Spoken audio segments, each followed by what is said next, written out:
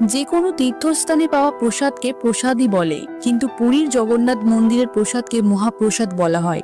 অদ্ভুত ও রহস্যজনকভাবে তৈরি হয় এই মহাপ্রসাদ। পুরীর জগন্নাথ মন্দির হিন্দু ধর্মের অন্যতম এক পবিত্র তীর্থস্থান। পৃথিবীর সবচেয়ে বড় রন্ধনশালা বা রসাঘর বলা হয় পুরীর জগন্নাথ মন্দিরকে। এখানে প্রতিদিন 56টি পদের মহাপ্রসাদ রান্না করা হয়, যা তৈরি করেন 600 জন রাঁধুনি এবং 400 জন সেবক। এই রান্না হয় পুরোটাই কাঠের আগুনে।